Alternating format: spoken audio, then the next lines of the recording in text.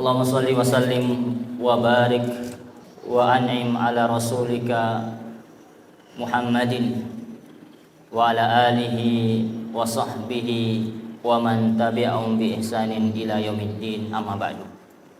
Alhamdulillah, kita senantiasa memuji dan bersyukur kepada Allah tabaraka wa ta'ala. Pada hari ini tanggal 27 Sya'ban 1447 Hijriah, kembali Allah temukan kita dalam sebuah majelis ilmu yang insyaallah dan mudah-mudahan diberkahi oleh Allah Subhanahu wa taala. Tak lupa salawat dan salam senantiasa kita aturkan kepada Rasul yang mulia, suri tauladan kita Nabi Muhammad sallallahu alaihi wasallam. Bapak Ibu, kaum muslimin dan muslimat rahimani wa rahimakumullah. Di dalam sebuah hadis diceritakan bahwasanya ada seorang Arab Badui yang mendatangi Rasulullah sallallahu alaihi wasallam. Jaa ilan Nabi sallallahu alaihi wasallam, mendatangi Nabi sallallahu alaihi wasallam dalam kondisi sa'irar ra's. Orang ini rambutnya acak-acakan.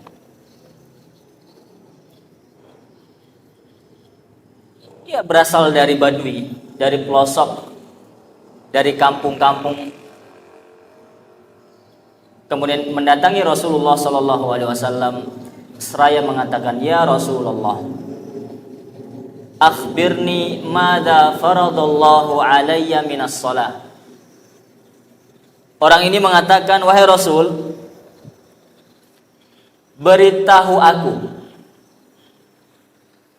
apa yang Allah wajibkan kepadaku berupa sholat." Apa yang ditanyakan, Pak? Sholat opo sing wajib atasku? Sing diwajib nih sholat opo? Apa kata Nabi sallallahu alaihi wasallam? Faqala as-salawatul khams. Kata Nabi sallallahu alaihi wasallam, yang Allah wajibkan kepadamu berupa sholat adalah sholat 5 waktu. Titik. Kemudian tidak cukup sampai situ pertanyaannya. Kata Arab Badui tersebut, faqala, maaf, illa anta tawwa. Kata Nabi SAW, kecuali engkau tambah dengan yang sunnah. Artinya apa? Yang wajib hanya sholat 5 waktu. Kita pelan-pelan dulu. Baik. Kalau untuk kita umatnya Rasul sallallahu alaihi wasallam, yang wajib itu hanya sholat 5 waktu. Sehingga para ulama berbeda pendapat apa hukum sholat Idain, Idul Fitri dan Idul Adha. Nah, makanya ulama berdiskusi, terjadi silang pendapat di kalangan mereka. Ada yang mengatakan apa? Sholat Id itu wajib, dengan landasan bahwasanya seumur-umur Nabi nggak pernah meninggalkan sholat Idul Fitri, Idul Adha. Ditambah lagi dalil bahwasanya Rasul sallallahu alaihi wasallam memerintahkan para nisa, para perempuan, bahkan yang sedang haid, untuk mendatangi apa? Tanah lapang, untuk mendatangi lapangan. Ya. Walaupun tidak sholat, tapi apa? Dalam rangka syiar. Ada juga ulama yang mengatakan itu sunnah muakkadah. Hukumnya apa? Sunnah yang ditekankan, tidak sampai kepada derajat wajib. Waalaikumsalam warahmatullahi wabarakatuh. Baik, seperti itu. Di dalam hadis ini menunjukkan bahwasanya tidak ada sholat atas kita yang diwajibkan oleh Allah Subhanahu wa taala kecuali sholat yang lima waktu. Maka tugas kita Bapak Ibu menjaga sholat yang 5 waktu ini. Sholat apa itu? Diawali dengan subuh. Ono sing tinggal sholat subuh? Ada yang tinggal? Mudah-mudahan tidak. Ya. Kalaupun mohon maaf mungkin bangkong, apa? Terlambat bangun, ya bisa dikerjakan ketika bangun gitu. Tidak ada alasan untuk meninggalkan sholat fardu. Kemudian zuhur,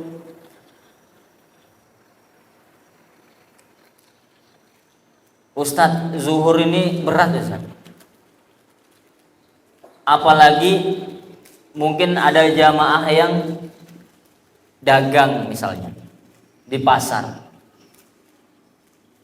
Ini sedang laris-larisnya dagangan, ya. Kalau nuruti pembeli nggak ada habisnya. Kita tahu bahwa sholat ini wajib. Mana yang kita dulukan Bapak Ibu? Dagang atau sholat? Sholat. Kenapa? Wajib. Apalagi bapak-bapak, ya, laki-laki.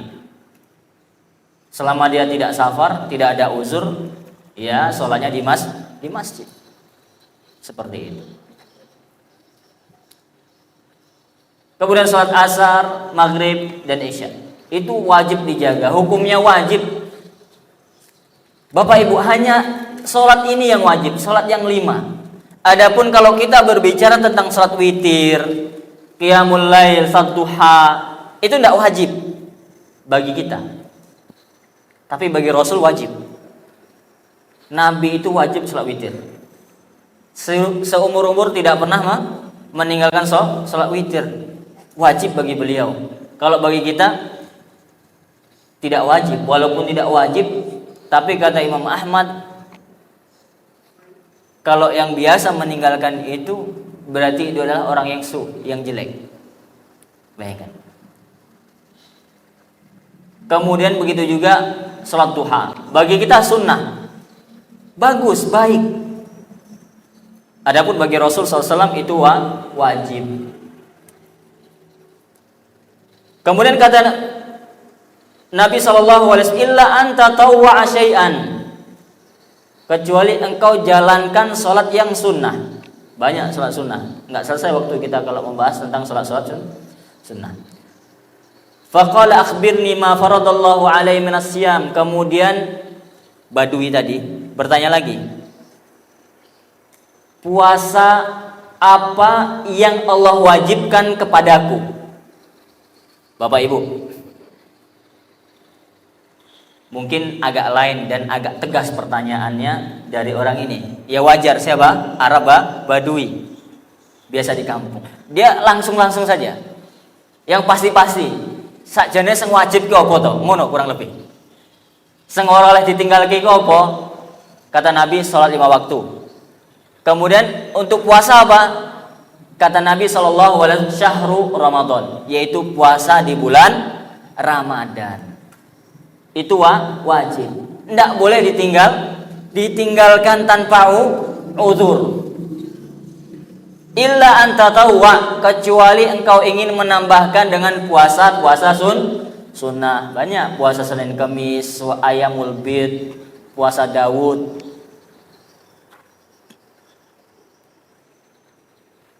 Dan puasa-puasa sunnah yang lainnya.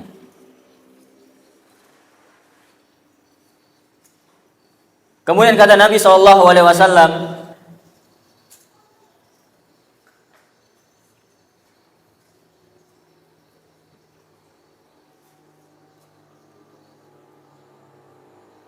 faqala, bukan kata Nabi ya, kata orang ini, Arab Badui masih. Faqala akhbirni bima faradallahu alaihi minaz zakah. Kabarkan kepadaku tentang zakat yang diwajibkan atasku. Kemudian Nabi menjelaskan tentang syariat-syariat Islam.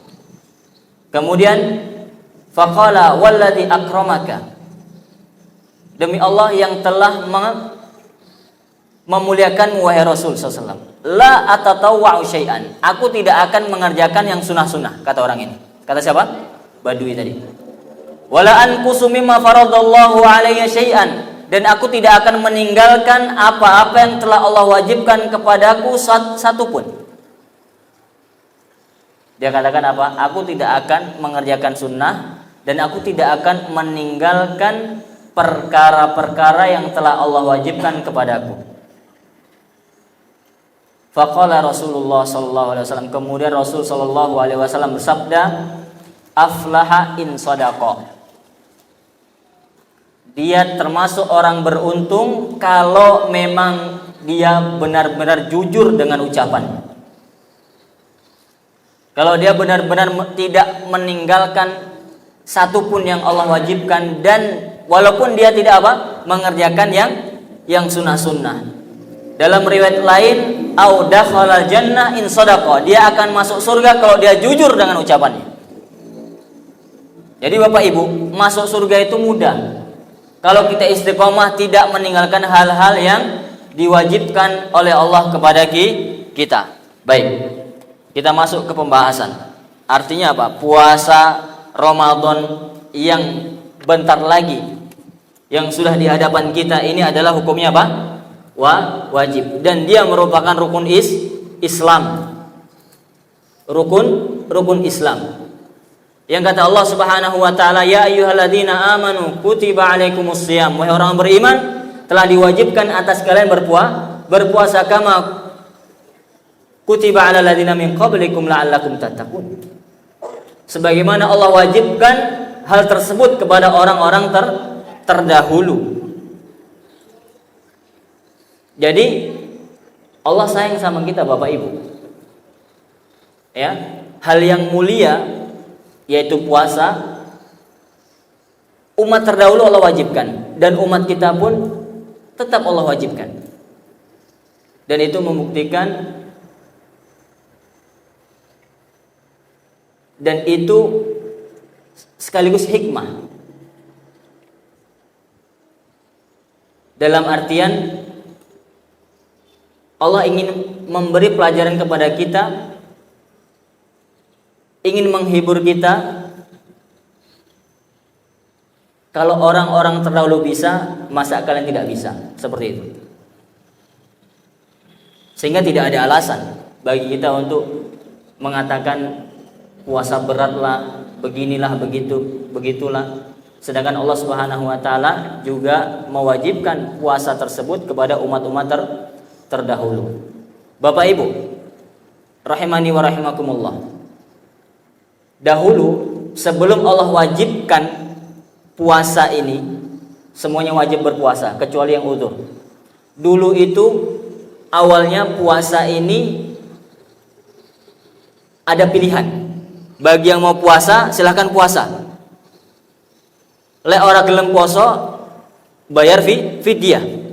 Sehari tidak puasa dia membayar fidyah, memberi orang fakir miskin makan kenyang. Tapi itu Allah hapuskan. Allah wajibkan di tahun kedua Hijriah. Wajib untuk semuanya. Ya, tidak ada lagi opsi pilihan. Seperti itu.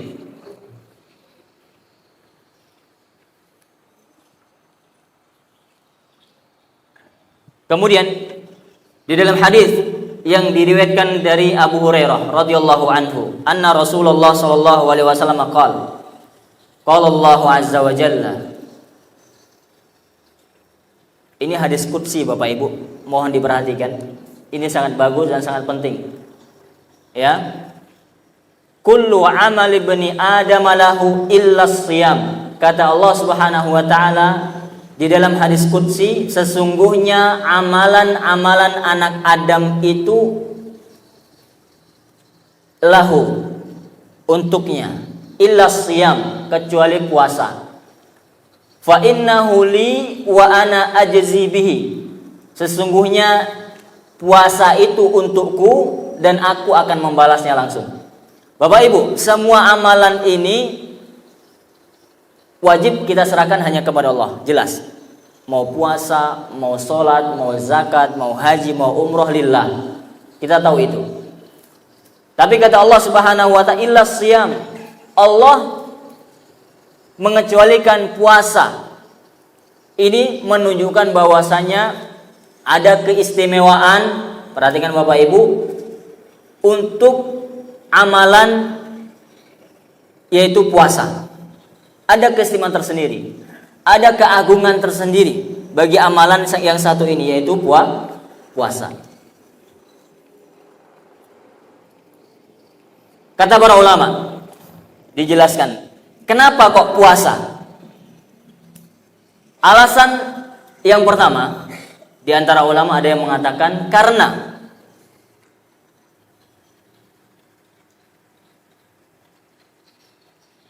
tidak ada sesembahan selain Allah. Sebut siapa yang disembah selain Allah? Ya, Isa dikatakan anak Tuhan, itu disembah. Apalagi? Ya Tuhan-Tuhan selain Allah Subhanahu wa ta'ala yang disembah. Para berhala, ada yang menyembah kubur, ada yang menyembah batu, macam. Semua yang disembah selain Allah, itu tidak pernah ada orang yang menyembah, beribadah dengan cara berpuasa. Bapak Ibu, bisa difahami? Tidak ada orang yang mendekatkan diri kepada Tuhan selain Allah dengan cara berpuasa, itu tidak ada. Biasanya, perhatikan Bapak Ibu, orang kalau ingin menyembah berhala, apa yang mereka lakukan? Sesajen, sedekah biasanya. Atau sujud, ya enggak? Biasa sujud di hadapan berhala. Atau zikir, atau berdoa. Ya mungkin sholat di depan berhala, sholat untuk Tuhan mereka, dalam artian sholat menurut versi mereka. Akan tetapi, kata para ulama, perhatikan, tidak ada satupun orang yang menyembah Tuhan selain Allah, mendekatkan diri dengan Tuhan yang mereka sembah selain Allah Subhanahu wa ta'ala dengan cara berpuasa. Nggak ada.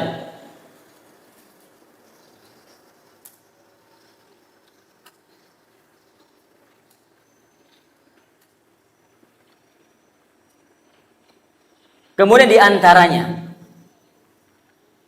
kenapa dikatakan fa innahu li? Adapun puasa itu untukku, kata Allah Subhanahu wa ta'ala. Kata para ulama, kenapa? Karena ibadah puasa, Bapak Ibu, itu ibadah yang jauh dari riya. Apa itu riya? Dari kata ru'yah, ingin dilihat. Apa? Ingin dilihat. Kenapa Bapak Ibu? Karena orang yang berpuasa itu, kalau dia nggak ngomong ya, kalau dia nggak cerita, wong nggak roh. Kenapa? Karena ibadahnya itu bukan melakukan, bukan fi'l, bukan amal, tapi at-tark, meninggalkan, ibadah yang meninggalkan. Paham Bapak Ibu? Kalau ibadah yang lain itu af'al, mengerjakan. Contoh, sholat. Apa yang dikerjakan? Dia harus berdiri menghadap kiblat, takbiratul ihram, ruku, sujud, i'tidal, tahiyatul awal, tahiyatul akhir. Ya tidak? Nampak, kelihatan, iso didelok. Begitu juga sedekah. Itu ibadah yang seseorang mengerjakan. Ngerogoh duit, ngerogoh dompet, apa? Dikene wong, sedekah. Ada satu yang dikerjakan dia. Begitu juga apalagi haji, apalagi umroh. Itu sangat berpotensi seseorang itu apa? Riya dalam mengerjakan. Tapi saya sekali lagi tidak menjas, tidak menuduh orang yang mengerjakan itu riya, tidak. Dan itu bukan gawe kita, bukan kerjaan kita mengklaim atau menuduh orang ini riya, ini ikhlas, bukan ranah kita. Ya. Kalau ada yang mengerjakan sholat, hukum asalnya seseorang yang sholat itu adalah ikhlas. Tidak boleh kita ikut campur, kemudian lantas menilai, ini orang sholat riya ini Ustaz. Lihat Ustaz, fulan ini riya Ustaz, haji dia hajinya ria, umrohnya ria, tidak boleh. Karena urusan niat, urusan ikhlas tidaknya itu urusan Allah Subhanahu wa taala. Allah yang tahu dan Dia yang tahu.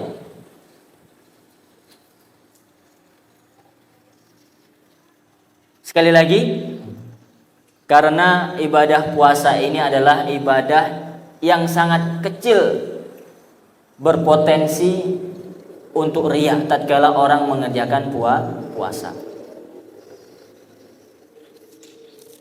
Oleh sebab itu apa? Allah yang akan membalasnya. Fa innahu li, kata Allah Subhanahu wa taala. Puasa itu untukku.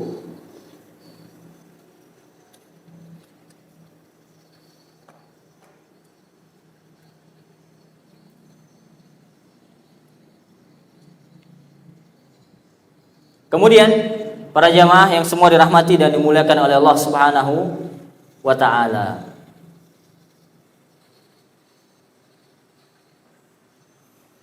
Kita lanjutkan hadisnya, hadis qudsi. Wa ana ajzi bihi, dan aku yang akan membalasnya. Bapak Ibu, kata Allah apa? Akulah yang akan membalasi orang yang berpuasa. Gak tanggung-tanggung. Ibaratnya Pak, kalau urusan dunia, misalkan pemerintah memberikan kita atau mengapresiasi, misalkan Pak War ya mendapat apresiasi dari pemerintah, amin ya.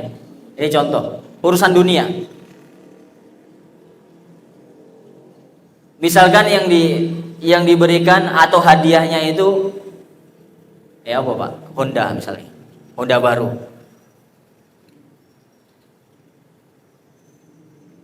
Yang langsung yang memberi hadiah tersebut presiden. Walaupun presiden dengan mudahnya memerintahkan mungkin wali nagari, kok jorongnya, kok bupatinya, ya enggak? Tapi langsung presiden yang memberikan itu menunjukkan apa? Spesial. Ada nilai lebih di sana. Sehingga Allah mengatakan apa? Wa ana ajzibi. Aku yang akan langsung membalas, kata Allah Subhanahu wa taala, bagi orang yang berpuasa. Belum lagi Bapak Ibu, kalau kita melihat ada hadis yang mengatakan man shoma yauman fi sabilillah, barang siapa yang puasa satu hari saja fi sabilillah, di jalan Allah, karena Allah Subhanahu wa taala, Allah akan jauhkan wajahnya dari api neraka 70 tahun perjalanan satu hari. Bagaimana kalau kita berpuasa selama 1 bulan di bulan Ramadan? Ya, ini tentunya luar biasa. Ya, ganjarannya di sisi Allah Subhanahu wa taala. Kemudian as-siyamu junnah. Kata Rasul sallallahu alaihi wasallam, puasa itu perisai. Puasa itu dapat melindungi, ada 2 hal yang dilindungi. Yang pertama, melindungi seseorang dari perbuatan dosa, kata para ulama. Puasa itu dapat menghindarkan, melindungi, menjauhkan seseorang dari perbuatan dosa. Bapak Ibu, kalau orang perutnya lapar, itu biasanya Pak, hawa nafsunya, syahwatnya itu juga turun dan berkurang. Apa? Syahwatnya, hawa nafsunya, dan kecenderungan untuk berbuat dosa itu biasanya berkurang. Sehingga apa? Dia terlindung dari perbuatan mungkar. Ini kata para ulama. Yang kedua, as-siyamu junnah. Yang dimaksud dengan puasa adalah perisai, adalah puasa itu pelindung atau menjauhkan, membentengi seseorang dari an-nar, dari neraka. Sebagaimana hadis yang kita sebutkan di awal. 1 hari puasa Allah akan jauhkan wajahnya, artinya dia Allah jauhkan dari neraka 70 tahun perjalanan. Ini luar biasa. Kemudian fa idza kana yaumu shaumi ahadikum fala yarfuth Kata Nabi SAW, Bapak Ibu perhatikan, tatkala kita besok beberapa hari yang akan datang, tatkala kita berpuasa, perhatikan, ojo kurnahan lapar dan dahaga. Tapi kata Nabi SAW, kalau kalian puasa, fala yarfuth, jangan berucap dengan ucapan kotor.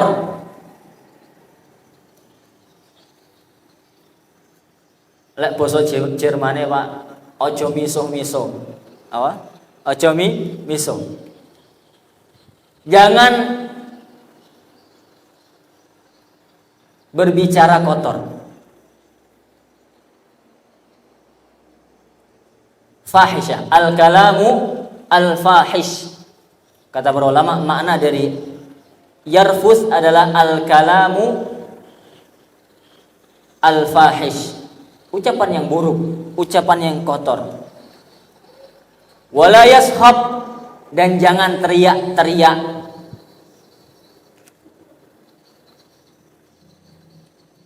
Jangan teriak-teriak. Wala yajhal, dan janganlah berbuat bodoh. Jangan seperti orang bodoh tatkala kita berpuasa. Fa in syatamahu ahadun aw qatalahu falyaqul inni shaim marratain. Kata Nabi SAW, kalau ada orang yang mencelanya, datang orang misalkan nantangin kita atau bengok-bengok, ya, nantang-nantang, kata Nabi SAW, falyaqul inni shaim, hendaknya dia mengatakan sesungguhnya aku berpuasa. Tidak usah diladeni orang yang seperti itu Bapak Ibu. Ini pentingnya kita Bapak Ibu belajar mempersiapkan diri sebelum kita berpuasa. Sebagian kita sama saja, hari-harinya tatkala puasa atau tidak itu sama saja, ya, marah-marah, ya, yang keluar dari mulutnya ucapan-ucapan yang naudzubillah. Ucapan apa Pak? Ya, yang kaki 4 lah, yang kebun binatang lah, ya, yang di WC lah, semua keluar. Nggak ada bedanya dengan hari-hari biasa. Maka seorang mukmin tatkala dia berpuasa, karena tujuan la'allakum tattaqun, kata Allah Subhanahu wa taala. Kenapa Allah perintahkan kita untuk berpuasa? Di akhir ayat Allah mengatakan la'allakum tattaqun, agar kita itu bertakwa kepada Allah Subhanahu wa taala. Mikir kalau ngomong. Jangan semua ucapan kita keluarkan dari mulut kita. Kita pilih. Kita koreksi, yang baik kita ucapkan, yang buruk kita tahan.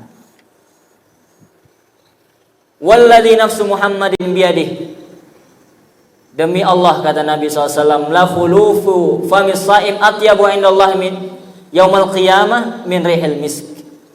Bapak Ibu, kata Nabi SAW,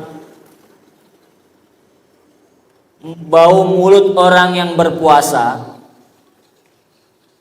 itu wangi di sisi Allah pada hari kiamat. Bapak Ibu, yang realnya ketika kita puasa mulut kita wangi atau bau? Wangi atau bau? Bau, ya. Itu di sisi kita, ya. Tapi di sisi Allah Subhanahu wa taala nanti pada hari kiamat, kata Nabi SAW, la khulufu famis saim atyabu indallah min rihil misk. Ya, di sisi Allah nanti pada hari kiamat tatkala kita masuk surga,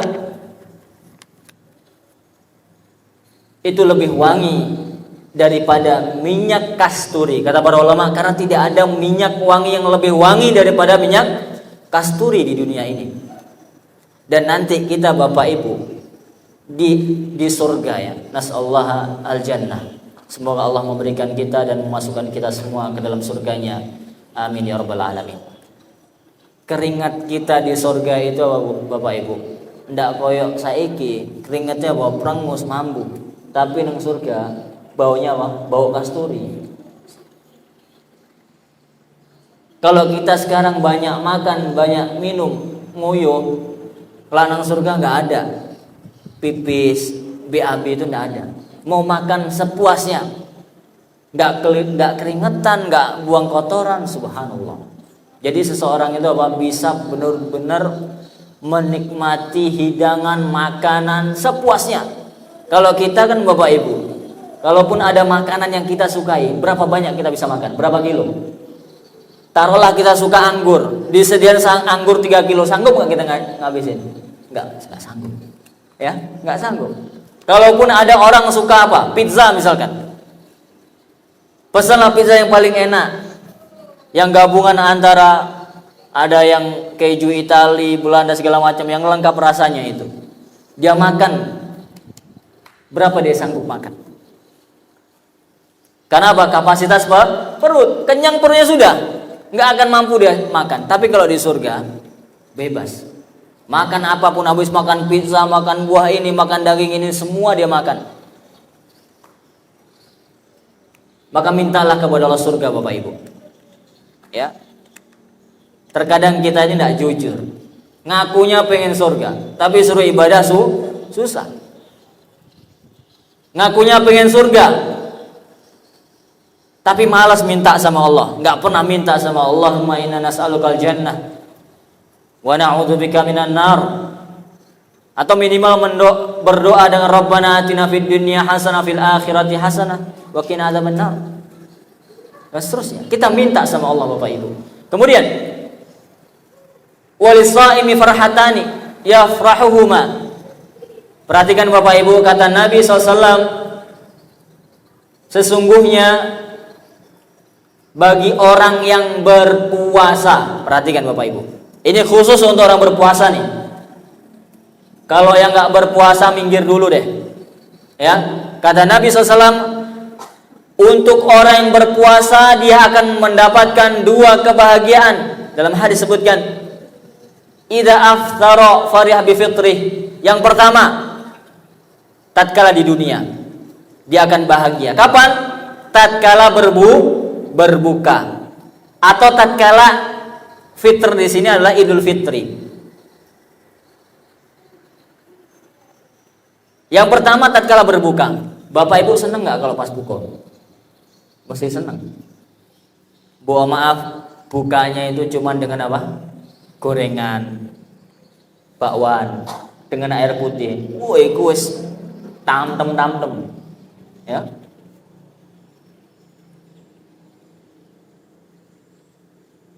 Kenapa? Ya wes luwe haus. Jadi makanan sederhana apapun mesti apa enak gitu. Karena kondisi perut kita lapar gitu.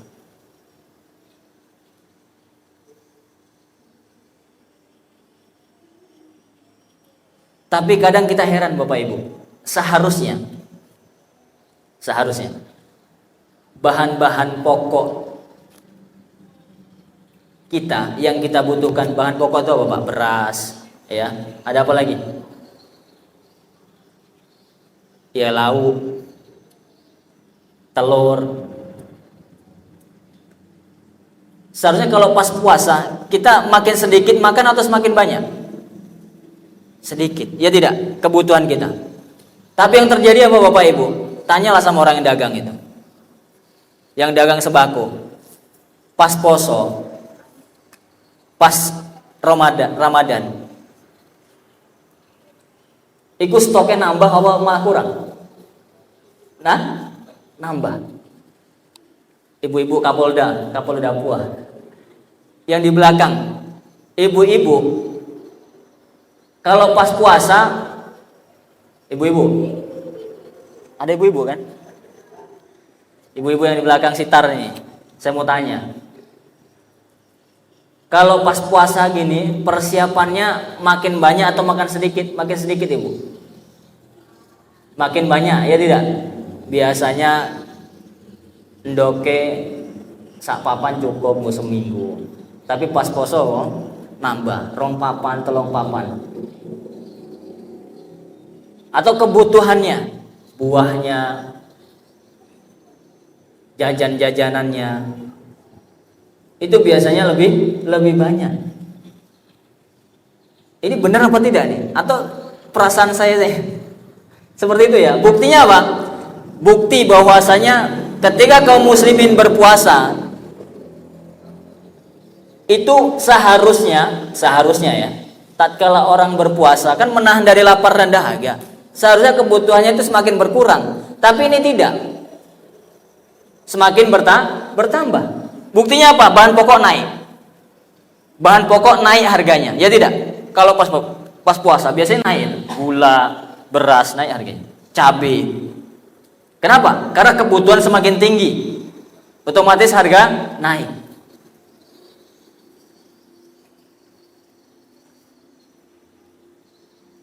Jadi kita boleh Bapak Ibu berbahagia tatkala berbuka, tatkala kita berhari raya. Akan tetapi jangan berlebihan sehingga makannya lebih banyak. Subhanallah. Sedangkan Nabi SAW itu disebutkan beliau itu kalau pas buka mencukupkan dengan rutob. Rutob ini kalau bahasa kita Bapak Ibu kurma basah. Kalau nggak ada kurma basah, fatamarat, tamar itu kurma kering. Ya, banyak kita dapati lah sekarang dijual kurma sukari, ada apalagi kholas, ada apa yang kering. Kalau nggak ada, apa yang beliau lakukan? Minum dengan beberapa tegukan, dengan beberapa seruputan, udah selesai. Itu bukannya Nabi SAW. Kalau kita Ustaz anak kurma Ustaz, ya kurmanya telu tapi gorengannya 5. Subhanallah. Saya bukan mengharamkan gorengan Bapak Ibu ya, saya suka gorengan juga. Tadi ini sebelum kajian saya minta gorengan tadi. Tapi kadang kita seperti itu ya, sehingga wajar ketika mau sholat maghrib berat ya, perutnya mules ya, kebanyakan makan tatkala berbuka. Cobalah kita tiru Nabi SAW, bukanya itu dengan kurma beberapa butir ganjil, dengan minum air hangat, air putih secukupnya, insya Allah ringan ya. Bisa dicoba Bapak Ibu. Ini takutnya cuma teori aja nanti, termasuk yang ngomong ini yang berat ya. Tapi betulan itu, ya, insya Allah lebih baik untuk ibadah kita, untuk tarawih kita. Wallahu a'lam. Ini seperti udah masuk azan ya. Azan dulu, sholat dulu. Sholat setelah azan. Habis itu pulang. Lanjut ya. Bapak Ibu, berhubung waktu Isya sudah masuk, sebagaimana biasa kita azan kemudian sholat dulu. Setelah itu kita akan lanjut lagi menyelesaikan hadis tentang keutamaan puasa Ramadan insyaallah taala. Wallahu taala alam wa sallallahu ala nabiyina Muhammad wa ala alihi washabihi wasallam. Muslimin dan muslimat wal mu'minin wal mu'minat rahimani wa rahimakumullah. Tadi kita sudah membahas tentang bahwasanya orang yang berpuasa itu memiliki dua kebahagiaan. Yang pertama, farhatun inda fitri. Yang pertama adalah bahagia ketika sedang berbuka. Bahagia hatinya tatkala maghrib itu datang, atau bisa juga tatkala hilal Syawal itu kelihatan, yaitu tatkala hari raya. Semua kita bahagia. Dalam satu sisi kita sedih karena bulan Ramadan yang penuh dengan kemuliaan sudah berlalu. Akan tetapi dalam satu sisi kita juga senang dan bahagia bertemu dengan bulan Syawal. Maka kita bahagia tatkala di dunia, bahagia tatkala berbuka dan hari raya. Apalagi anak-anak kan, dulu kita senang sekali tatkala hari Idul Fitri. Senang karena apa Pak? Entuk sangu oke. Iya, panganane enak-enak ya kan. Ya. Punya ikan mercon, kembang api ya kan. Pokok senang gitu. Itulah kebahagiaan dari Allah Subhanahu wa taala, Bapak Ibu. Itu hanya bahagia dan merasakan bahagia adalah orang yang berpuasa. Tapi tatkala pada hari ini beda, orang yang nggak berpuasa tapi ikut bahagia gitu. Tatkala Ramadan dia nggak berpuasa, tapi orang buka dia ikut senang berbuka, padahal nggak poso. Opone pas foto, walah senang tenan, melu-melu tuku baju baru.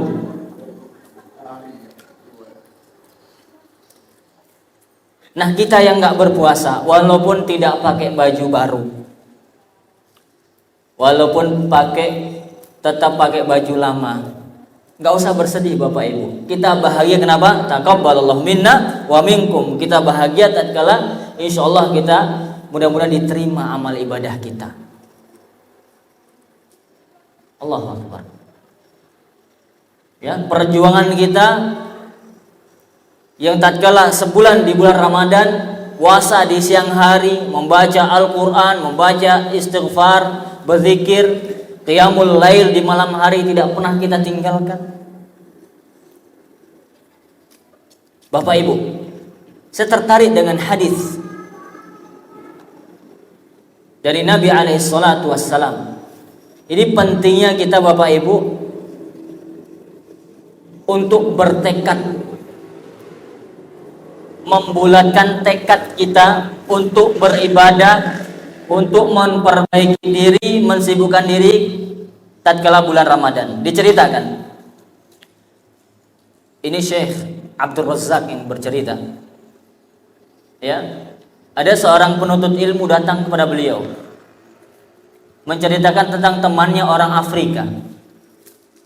Orang mana? Afrika. Kejadian ini sebelum Ramadan, dekat sebelum Ramadan. Diceritakan bahwasanya orang Afrika ini dia semangat beribadah, terutama menyambut bulan Ramadan. Bukan hanya semangat belaka, bukan hanya omon-omon, bukan hanya omong kosong, oh saya di Ramadan akan begini. Tidak, tapi dia menunjukkan sudah bulat tekadnya, azamnya sudah kuat. Dia ambil pena dan buku, dia tulis jadwal 1 bulan penuh di bulan Ramadan. Apa Bapak Ibu? Ditulis jadwal. Jam sekian saya ngapain? Baca Al-Quran. Jam sekian saya membaca bukukah atau murojaah apakah?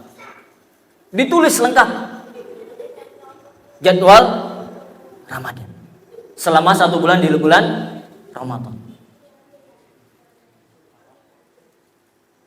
Qadarullah, beberapa hari sebelum Ramadan dia meninggal dunia. Qadarullah, sebelum Ramadan dia meninggal dunia.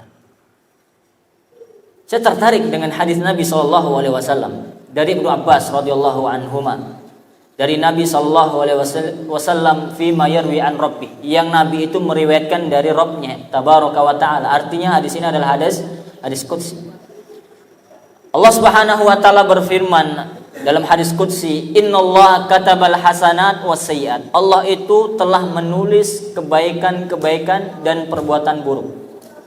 Tsumma bayyana dzalika. Kemudian Allah jelaskan itu. Faman hamma, lihat, bihasanatin falam ya'malha. Barang siapa yang sudah hamma, bertekad, bukan hanya angan-angan saja, saya pengen ini pengen itu, tapi dia sudah bertekad kuat.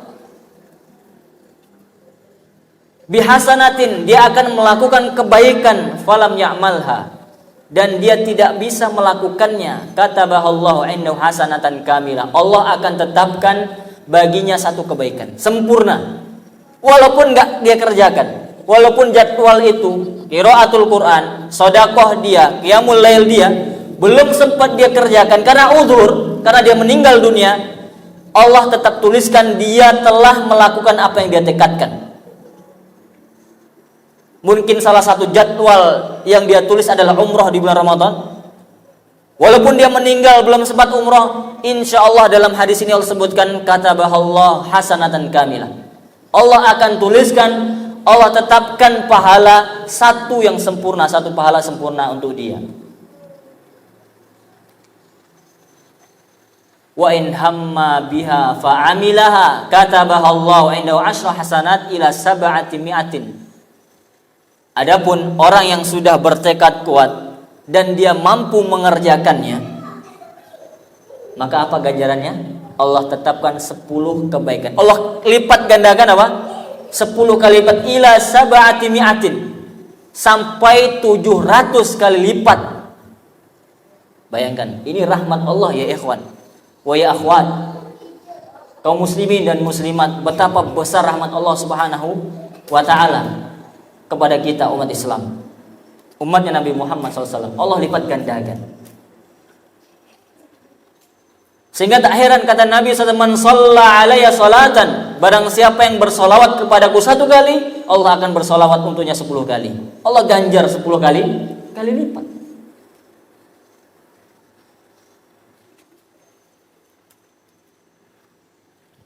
Kemudian wa in hamma bisayyi'atin, adapun tatkala orang berniat bertekad untuk berbuat buruk, falam ya'malha, akan tetapi dia tidak jadi mengerjakannya, falam ya'malha kataballahu 'indahu hasanah kamilah.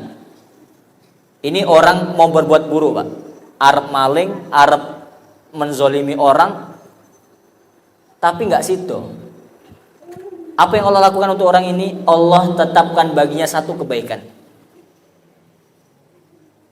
Tapi kata para ulama, bukan nggak jadi karena misalnya arep maling, orang situ maling. Kenapa? Karena ketahuan.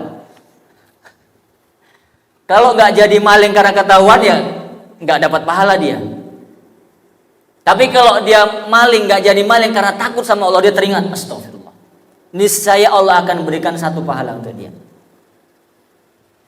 Kemudian kata Allah Subhanahu wa taala dalam hadis qudsi, wa in hamma biha fa'amila katabahallahu sayyi'atan wahidah.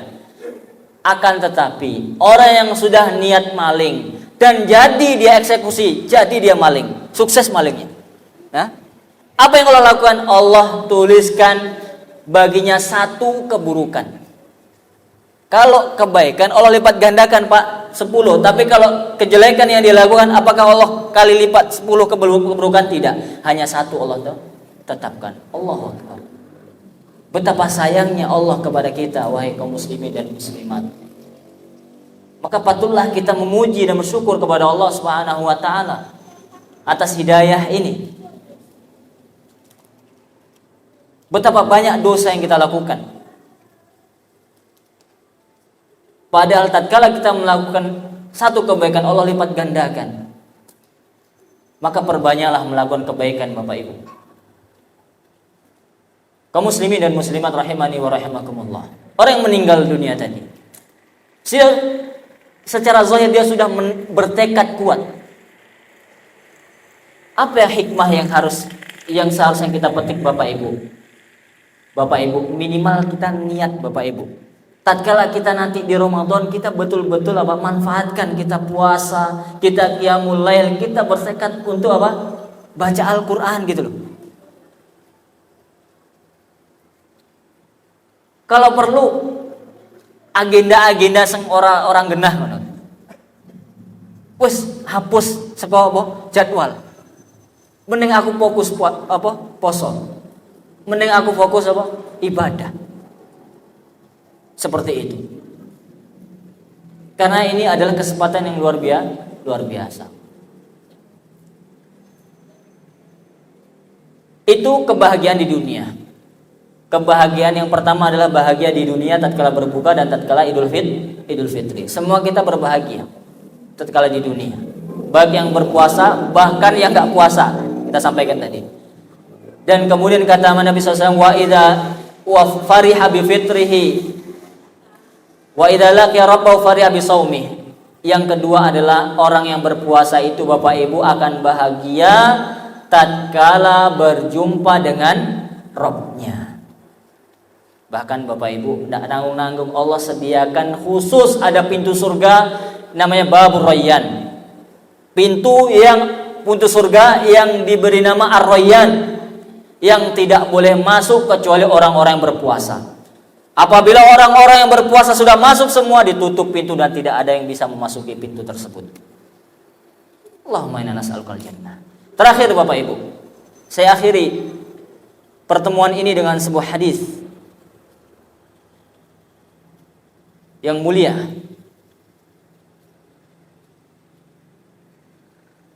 Hadis dari yang disahihkan oleh Al-Bazzar. Maaf, riwayat Al-Bazzar.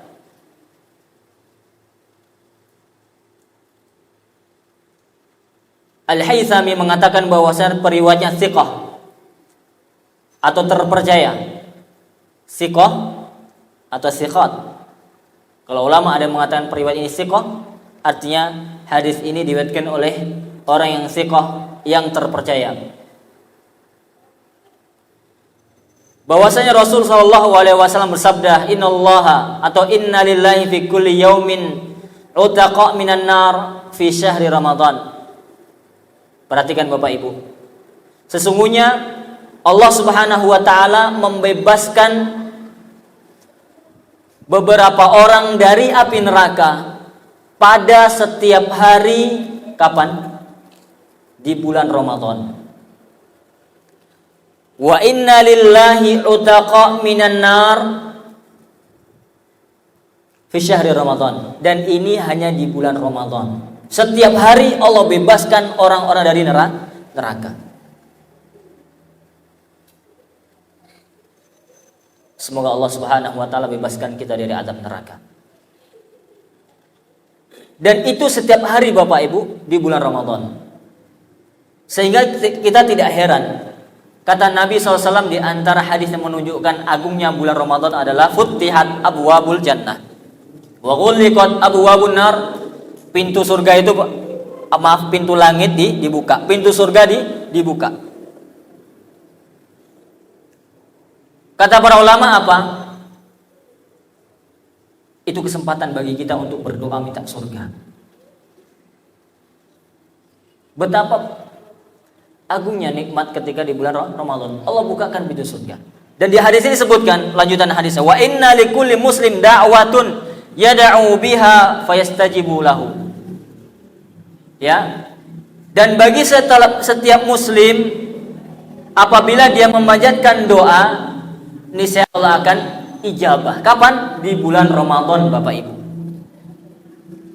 Minta apa saja. Minta dibebaskan dari neraka, dimasukkan ke dalam surga, minta kelapangan rezeki, minta kesembuhan, minta keturunan soleh solehah. Perbanyaklah minta kepada Allah Subhanahu wa taala tatkala bulan Ramadan. Nih kata Nabi SAW bahwasanya setiap muslim tatkala dia berdoa di bulan Ramadan, Allah yastajibulah, Allah akan kabulkan. Ini janji Nabi SAW. La yantiqu 'anil hawa in huwa illa wahyuha. Allah tidak pernah berbicara dengan Nabi SAW, tidak pernah berbicara dengan hawa nafsu, kecuali wahyu yang Allah wahyukan kepada beliau. Maka kita imani setiap hari Allah bebaskan manusia dari neraka.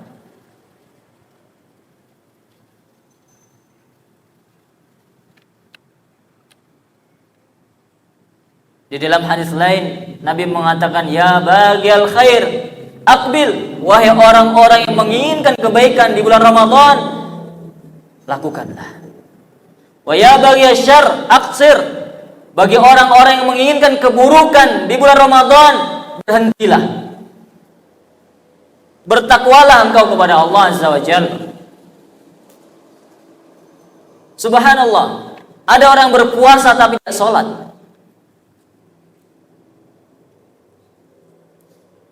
Ini repot.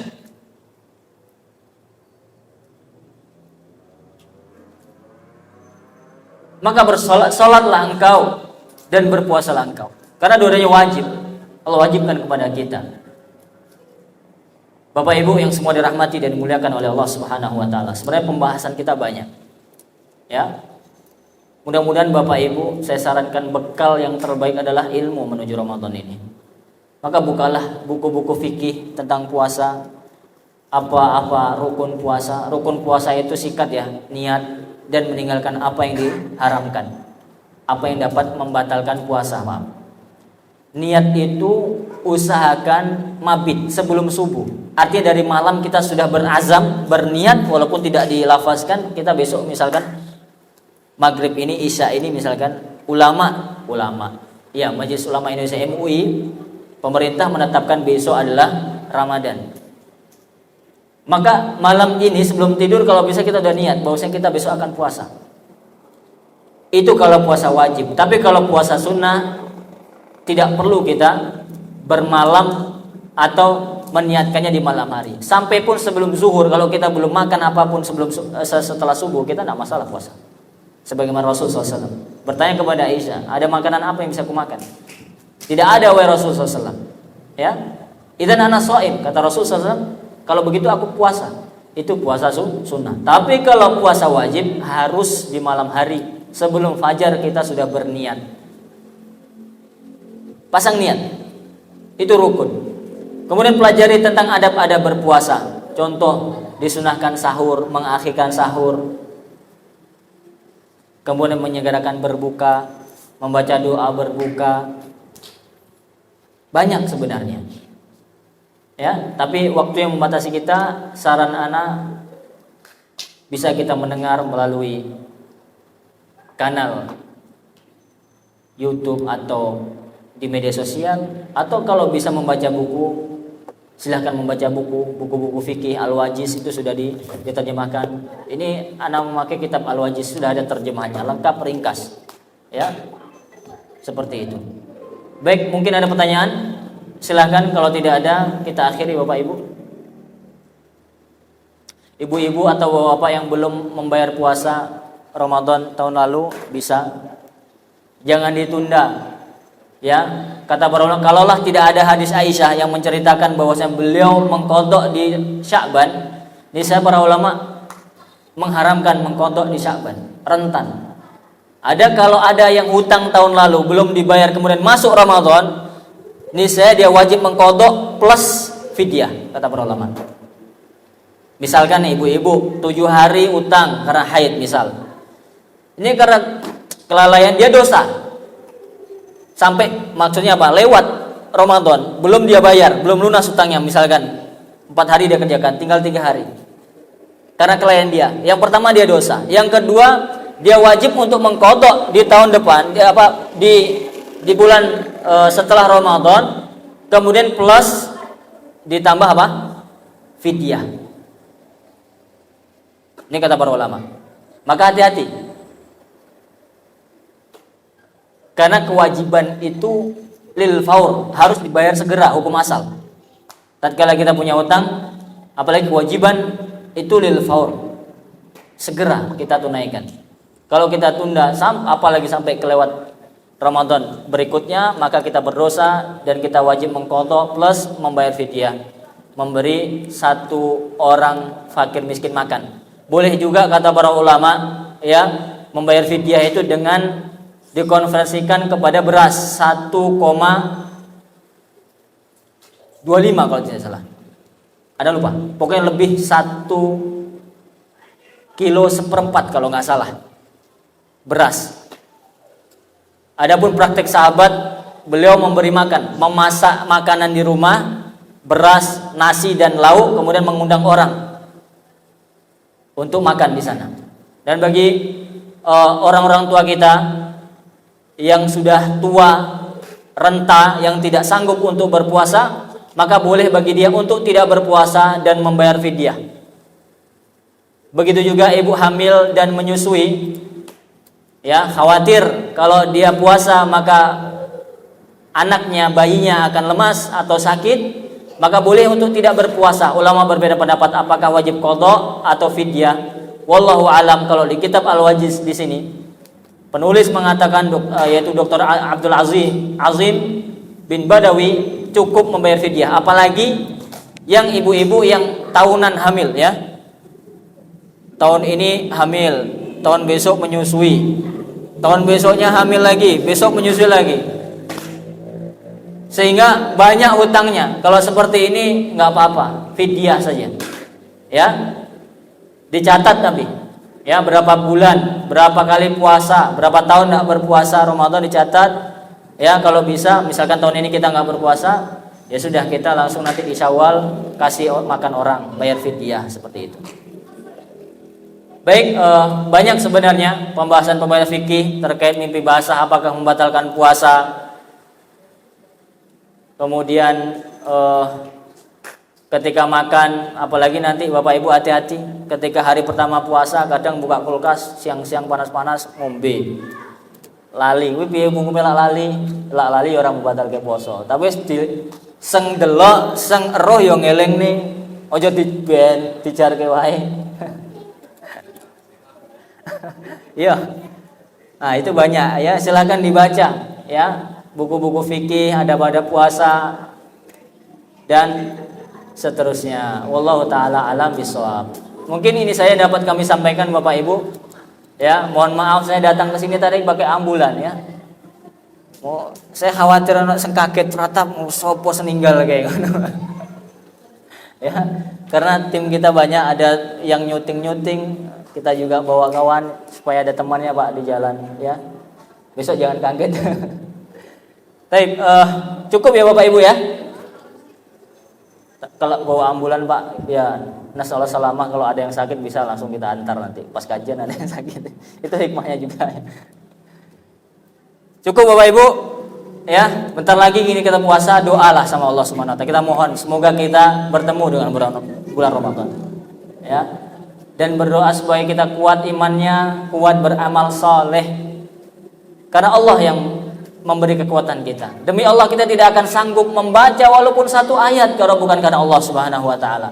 Maka kita memohon minta pertolongan kepada Allah Subhanahu wa taala. Semoga Allah menolong kita, menguatkan hati kita. Ya. Benar-benar memaksimalkan bulan Ramadan tahun ini. Ya. Jangan sia-siakan. Jangan menganggap anak masih muda. Tahun ini masih pengen santai-santai lah Ramadan, insya Allah tahun depan. Siapa yang menjamin ente sampai nanti di tahun depan, puasa depan? Nggak ada. Maka maksimalkan yang sekarang. Tatkala kita bertemu, kita betul-betul maksimalkan. Seolah-olah kita nggak akan hidup dan tidak akan bertemu kembali dengan bulan Ramadan. Sehingga tatkala kita punya rezeki lebih, bismillah kita umroh di bulan Ramadan. Ta'dilu hajja ma'i. Kata Nabi SAW, umrah di bulan Ramadan itu sama pahalanya dengan berhaji bersama aku lagi. Pahala haji Bapak Ibu. Maka mohonlah kepada Allah Subhanahu wa taala an yuballighana Ramadan. Ya Allah, mudah-mudahan kami bertemu dengan bulan Ramadan. Amin ya rabbal alamin. Aqulu qouli hadza wa astaghfirullah li wa lakum wa lisairil muslimin. Subhanakallahumma bihamdika asyhadu an la ilaha illa anta astaghfiruka wa atubu ilaik. Wassalamu alaikum warahmatullahi wabarakatuh.